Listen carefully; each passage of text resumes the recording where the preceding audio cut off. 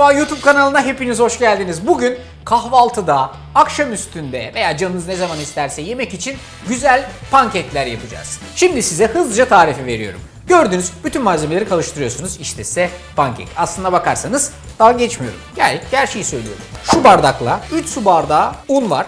İçerisine 1 paket kadar toz vanilya koyuyorum. 1 paket kabartma tozu ilave ediyorum. Karıştırıyorum. İçerisine 1 bardak toz şeker, 2 bardak süt, 1 tane de yumurta. Hepsini güzelce hiç pürüz kalmayacak bir kıvama alana kadar karıştırıyorum. Sonra da ocağa geçeceğim. Şimdi ocağımızın altını yakıyoruz ve pankek için kullanacağımız tavayı güzelce ısıtıyoruz. İsterseniz tereyağla, isterseniz zeytinyağıyla bu işlemi yapabilirsiniz. Fakat şöyle bir küçük tokmak her zaman işe yarayacaktır. Tavanız bir parçacık ısındıktan sonra küçük bir lokma tereyağı alıp tavanın içerisine ilave edin. Şöyle hazırladığınız peçeteyle bu tereyağı tavaya iyice sürün.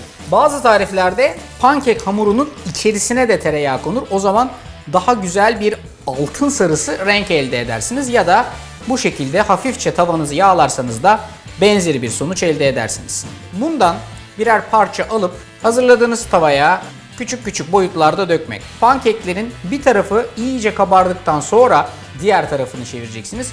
O zamana kadar bu arkadaşlara hiç dokunmayacaksınız. Bunun üstü bak yavaş yavaş şöyle hafif hafif kabarmaya, böyle nokta nokta yukarıya doğru çıkmaya başlıyor. Dikkatli bir vaziyette alıp bunu hop diğer tarafına çeviriyorsunuz. Pürüzsüz bir kıvam arıyoruz. Kontrollü ısı önemli bir detay. Hafif tatlı, güzel bir sarı renk almaya çalışıyoruz. Her iki tarafını yaklaşık birer dakika pişirdikten sonra bu arkadaşlar servise hazır.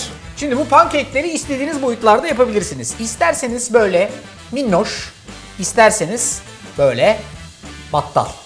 Ama bunları şöyle arzu ettiğiniz vaziyette servis edebilirsiniz. Mesela aralarına birazcık çilek,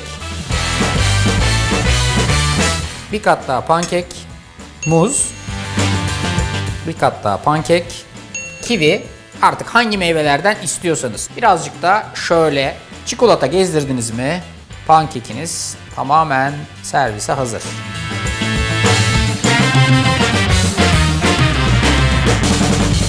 Çikolata sostan sonra birazcık da pudra şekeri, bu iş tamam.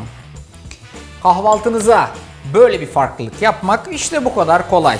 İsterseniz çikolata sos, isterseniz birazcık ne bileyim böyle karamel sos, isterseniz sevdiğiniz reçeller. Önemli olan pankekin kıvamının güzel olması.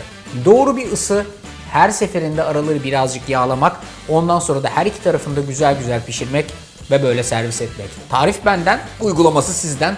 Ağzımızın sulanması hepimizden. YouTube'daki Arda'nın Mutfağı kanalı. Abone olmayı unutmayın. Hepinize afiyet olsun.